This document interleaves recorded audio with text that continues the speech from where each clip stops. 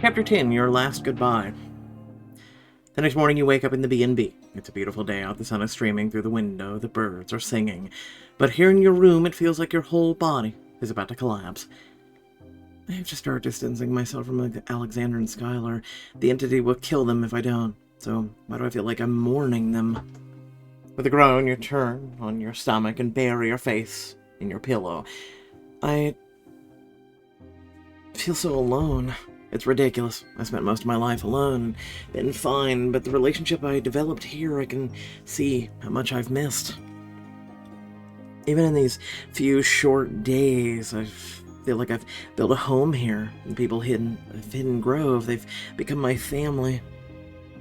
Especially Alexander and Skyler, they always make me feel so cared for and protected. I don't want to lose that. You sit up, a slim ray of hope, giving you life. What if it wasn't today? I can put it off, just 24 hours, so I can have at least one last romantic date with each of them to say goodbye. Filled with new energy, you roll out of bed, go to the closet, sifting through your clothes for something memorable to wear. It has to be perfect, something so spectacular they'll never forget me. And then you find it. An outfit you bought just before you came to Hidden Grove. It's been sitting in the closet, just waiting for the right occasion. You were sitting in one of those women in the Danish place, you know? Kind of wear something similar, but yeah. So, even when I push them away, deep down, something inside them will know how I really feel. And wearing this outfit is the perfect way to show them. Is it? Putting your doubts and fears out of your mind, you go downstairs where you find Skyler waiting for you on the front porch. Morning, sunshine. Good morning to you, too.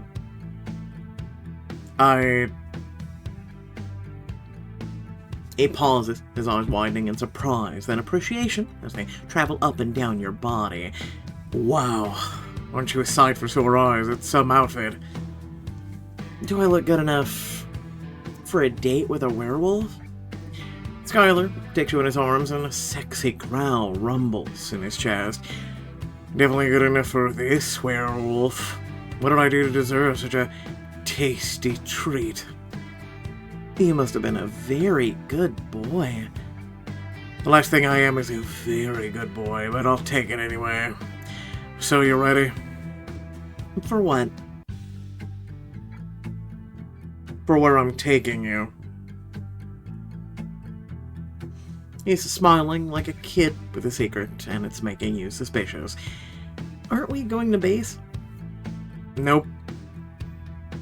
Then, is this a sexy surprise? Is that what it would take to get you to join me? Hey, I can always go back to Grace and the pack. With a teasing smile, you turn to leave, grabs her hand, and spins you back around, pulling you flush against him. What? I'm not enough for you? Way to make me feel special. I mean, look at the outfit she's wearing, dude. Come on, now. Everything about you is special, Skyler. You give his hand a playful swing. So, where are we going? It's a surprise. I've had too many surprises lately. This one, you're gonna like. It's one of my favorite spots in the area, and the best part is no one knows about it, not even Grace. Well, with that kind of hype, it better knock my socks off. So, it's gonna knock your, more than your socks off. Let's go. Once you're far enough away from town, Skyler shifts. You clamber up on his back, marveling at how normal this seems. It was so weird at first, but now it's like I've been doing it forever. I'm really gonna miss this. It's become this book/apps trope. But the morose thought is quickly forgotten as Skyler takes off, hurtling through the part of the woods so thick you have to duck to avoid low-hanging branches. Okay, back there? I'm fine, but this better be worth all the twigs I've got stuck in my hair now. Oh, poor baby, don't worry, I'll pluck him out later.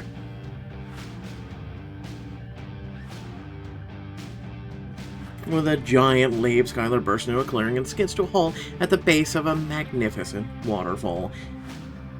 Your jaw drops and you slide from his back, mesmerized by the sparkling natural beauty of the place. Skyler shifts back to human form, a very sexy, self-satisfied grin on his face. So, what's the verdict? Incredible enough for you? Incredible doesn't even begin to cover it. But, I'm here to watch you get all slick and wet. Not that I mind, because watching all that, you still go your hand to the air in front of him. Leap off a waterfall's something I would pay to see. For you, I'd do it for free, but right now I've got something else in mind. A little something more cathartic. Skyler turns you around to face the waterfall and presses his lips to your ear. See those falls? They're really loud, so anytime I feel overwhelmed, I stand under them and scream out all my frustrations. And since you've been pretty overwhelmed lately... understatement? Right, so I was thinking you'd like to give it a shot. That's a spectacularly not bad idea. Love the enthusiasm. Let's go. Together, you and Skyler strip down, then he takes your hand and leads you into the plunge pool below the falls that's almost as frigid as the lake you swam in. Cold. A little? Then let me warm you up. Swim into his arms. You take his hand and he pulls you into his embrace. You wrap your legs around him as he brushes his lips to yours. Still cold? Yes, but I'm warming up very quickly. He grips your thighs and rolls his hips against you, slowly drawing the motion out. You both moan. Now I'm boiling. Suddenly he releases you and swims away towards the fall. Wait, that's it? For the moment, come on. We've got some screaming to do. You scramble over the rocks at the base of the falls. Skyler stands behind you and maneuvers you just below the falling water and shouts in your ear. I'm not gonna shout in your ear. Okay, scream. Scream what? Anything that's bothering you, just let it out. You know what they could do is cut the music and insert waterfall noise. Yeah, no, it's Pixelberry, too much work. You take a deep breath, scream your frustrations into the deafening crash of water. Screw you, family secrets. Screw whoever's responsible for this mess. I'm done with not knowing and running and being scared. Most people just go rawr, but okay. I'm in charge of my life now, and I'm not letting any demon entity hellspawn ruin what I've got going. Words just swallowed up in the crashing water, but when you're done, you take a deep breath, feeling the tangled emotions inside you ease. Better? Yeah, actually. Works every time. Let's dry off. You jump back into the water and swim to shore, where you lie on a rock to bask in the warm morning sun. So, what's overwhelming me now? What's got you all twisted up? He lets out a big sigh and pushes his wet hair back from his face. This is gonna sound like I'm complaining. No, this is a safe space. You can say anything to me. Well, I love my pack, but sometimes I just need to get away, be alone, think. But a wolf pack is safe because they stick together, so when I take off to indulge myself, it leaves them vulnerable, and I feel really guilty about that. Skyler, you deserve a little self-indulgence. All that pent-up energy and stress without some relief, you're bound to explode. It's true. And you're offering relief, huh? Down, boy. Down. You tug your lip, seriously. You tug your lip between your teeth and give your impression of an innocent smile that's anything but. Oh, you are trouble. And while that trouble does take a very sexy form, I also worry that me being distracted is going to get someone hurt. You mean like Grace? Some time off with me isn't a distraction. It's the kind of self-care you need to be at your best. You know that the whole put your own oxygen mask on first thing, right? That. And you've got plenty of people around with extra masks. Grace, Hunter, your family. Family means support, and that's something I wish I had. He lets out a long sigh and rolls onto his back, squinting into the blazing, bright blaze of the sun.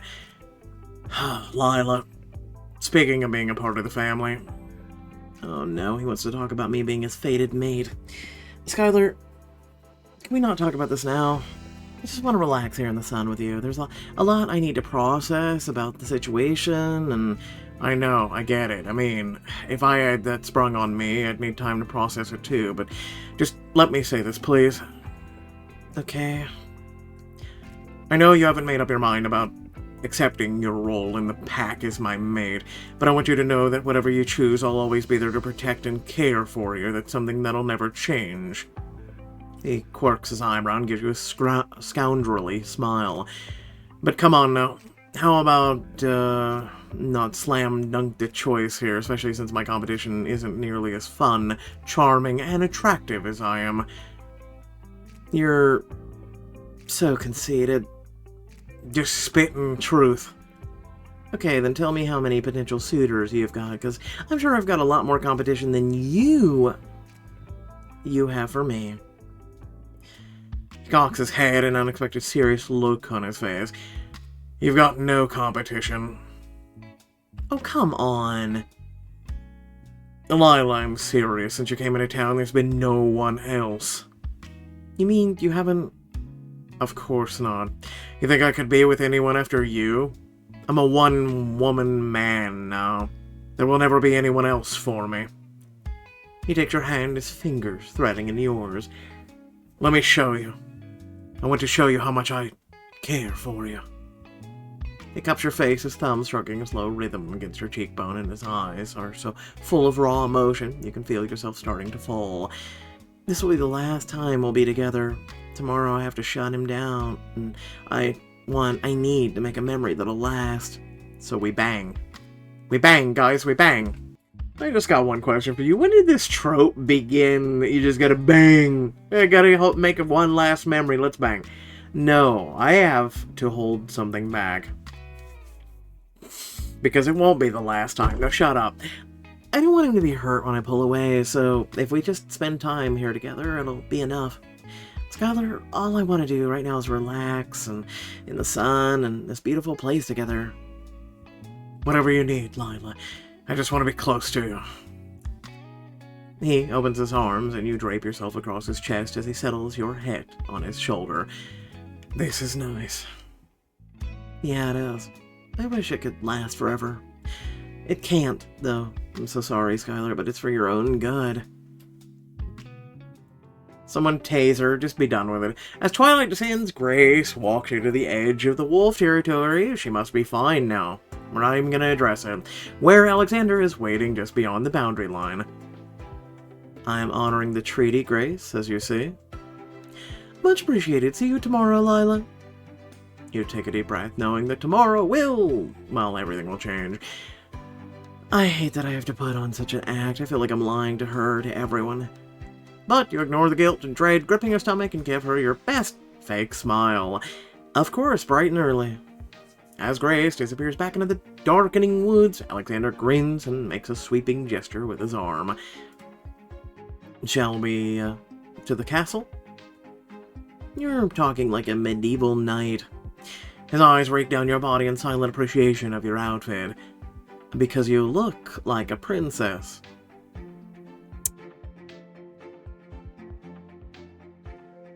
I'm blinking real slowly.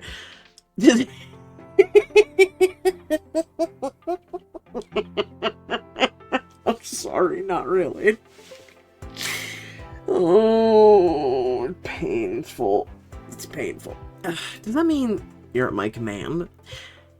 Wasn't that already the case? This feels more official. How long do I get you in my service? As long as you like. I enjoy a little role play. I don't get the feeling you're not talking about what I'm wearing. Grinning, you take his hand, and as he leads you towards the castle, you take a moment to look him over. You look quite fetching. Why, thank you, good lady. I am simply trying to keep up with you, of course. Now, flattery will get you everywhere. Will it now? Alexander, are you being cheerful? Seriously, what's going on? Well, if you must know, I must. Then I shall tell you. Actually, I shall show you. Come. When you reach the castle, Alexander leads you through the foyer to a corridor hidden in the shadows beyond the stairs. Where are we going? To the east wing. Another wing I haven't seen? What else are you hiding? He shoots you a quick, mischievous glance. Many things, and I want to show them all to you, but tonight I am bringing you to a very special place. Round the corner, and Alexander releases your hand to push open a set of carved doors leading into a grand, cavernous space. Oh my god.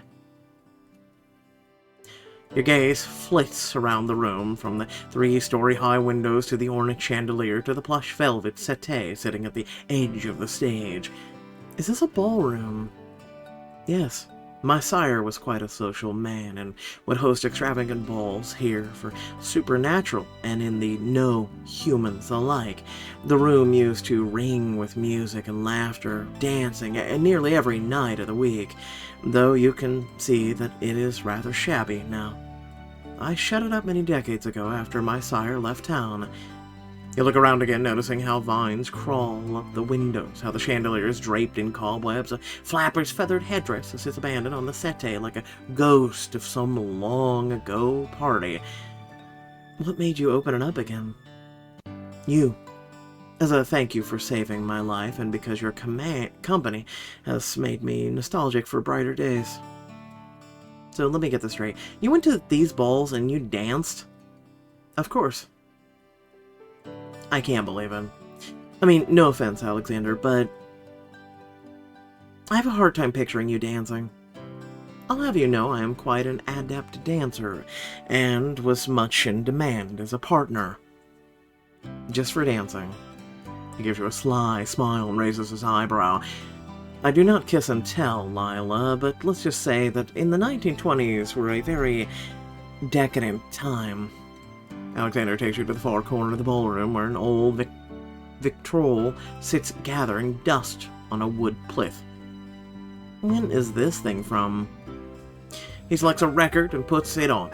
Big band music echoes through the room, the tiny sound of the analog recording adding an extra layer of jazz-age flair.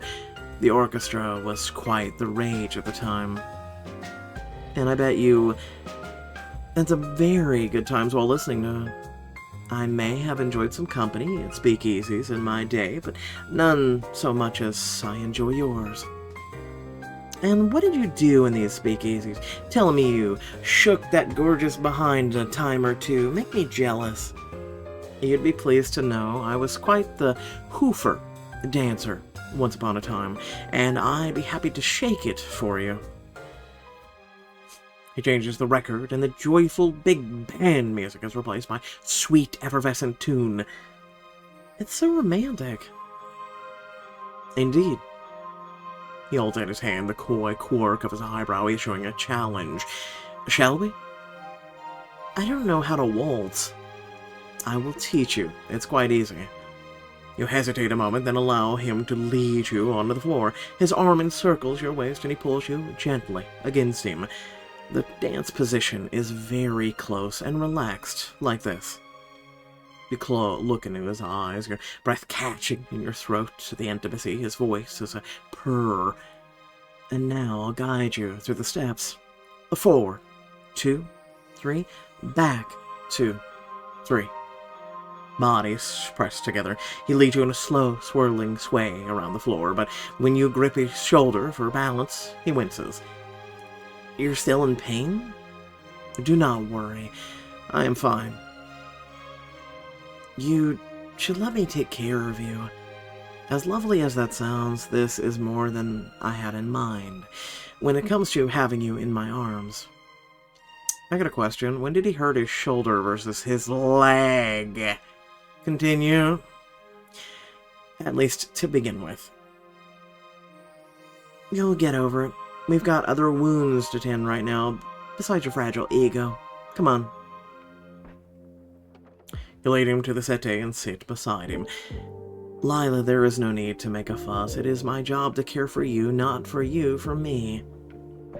We care for each other, and I'm not some helpless waif, you know. Who the hell says waif and what? I apologize. It was not my intent to imply you were or be overbearing in any way. I'm afraid of losing you.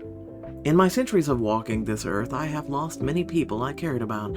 That is why, in recent years, I avoided any entanglements of the heart.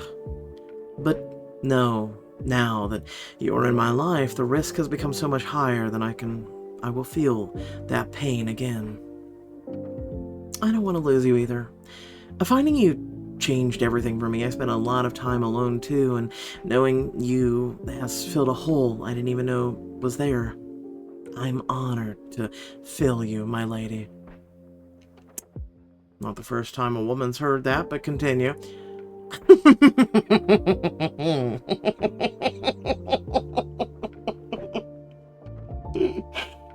I don't know, it might be, in all seriousness, that means a great deal to me, Lila. More than you can possibly know. Right, as that may sound.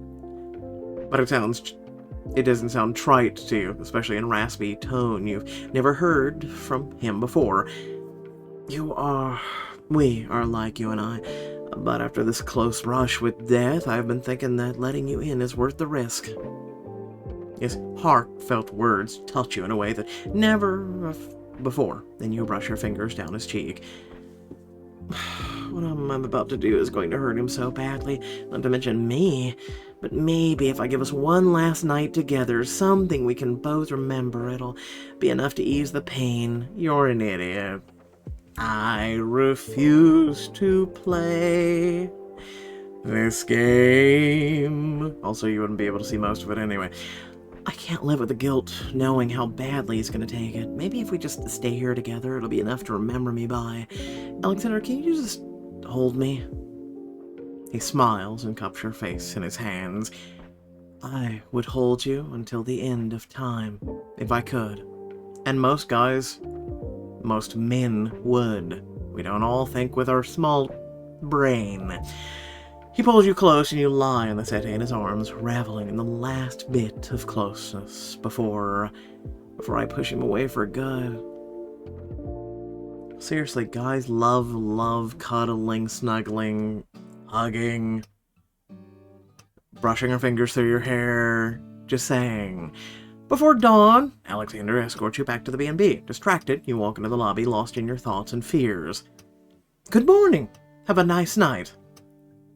Peter, what are you doing up this early? You scared the crap out of me. That's because you were distracted thinking about your two hunky lovers. Hunky? Do you kids not say that anymore? Every few decades, there's some new lingo. It's hard to keep up. Anyway, you're just in time for tea. Peter swirls his hand, and the two steaming mugs appear on the table.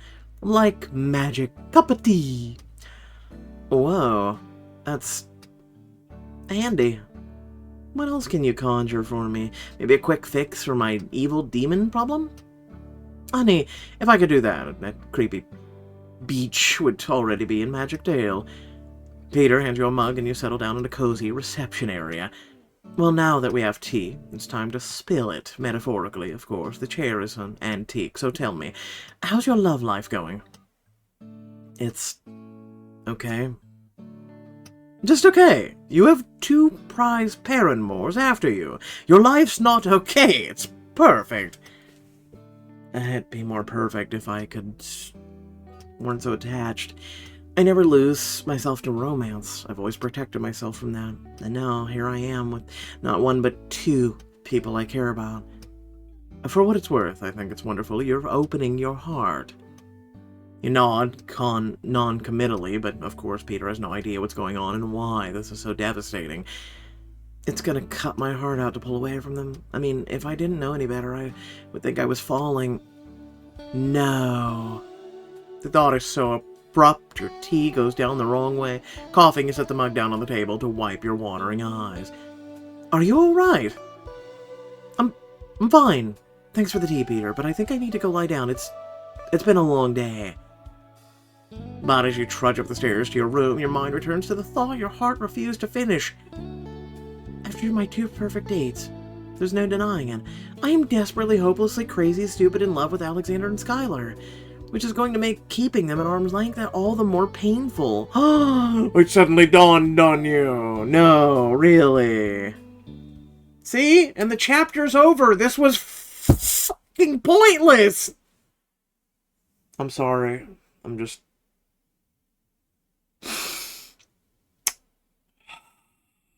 It's been a long day.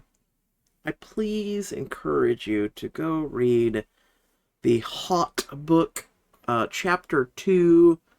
I'm going to put it up on the screen. But please, I encourage you to go watch it, especially where I put a time on there. And just also, I don't know, man. I'm going to be real with you. First and foremost, before I vent a little, please, if you enjoy my voices, my reading, my constant dedication to bring this to you every time it releases on Wednesdays and Fridays, even sometimes when they used to do Mondays, please make sure to like, share, and subscribe. Otherwise, here we go. So, I'm going to be honest with you. I've covered this content for 7+ years, and I'm a little tired. I am. I'm a little tired. I'm tired of the tropes. I'm tired of the niches. I'm tired of the same old. I'm tired of no new content. I'm tired of boring ass shit. I'm tired of romance crap. I'm tired because, and what I mean by romance crap is the drama. And then I'm just, listen. Oh, it's just 7 years and it's got worse.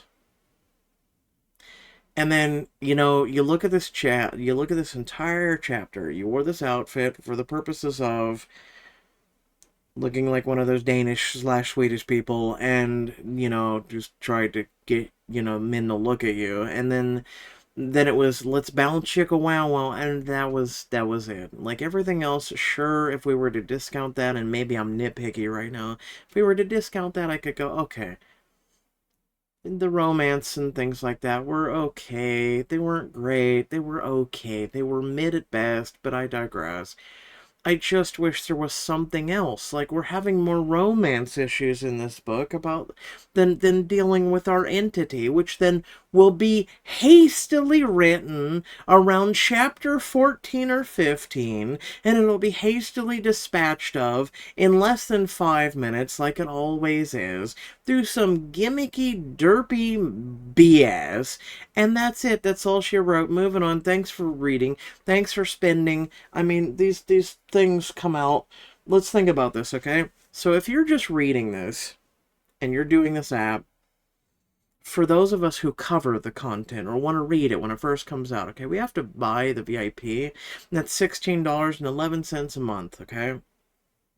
And there's 4 chapters released. It goes up to chapter 16, so they keep this gimmick going for 4 goddamn months. That is $80, okay? You know, there's a few, I'm rounding up, but there's a few dollars missing there, but it's just, let's settle at 70, okay? Long story short is come on, man. $70 for this. Just think about that. $70 for this. You could go out and buy like multiple books from a bookstore for cheaper. You could buy a bunch of audiobooks for significantly cheaper. Like, what are we doing? And that's what's on my mind. That's I'm just saying. Just today, the chapters that I covered just got me in a really bad mood. I'm going to be honest with you. Got me in a really bad mood. Otherwise, I'm going to shut up now. I'm going to let you all go. Catch you all later. Peace out.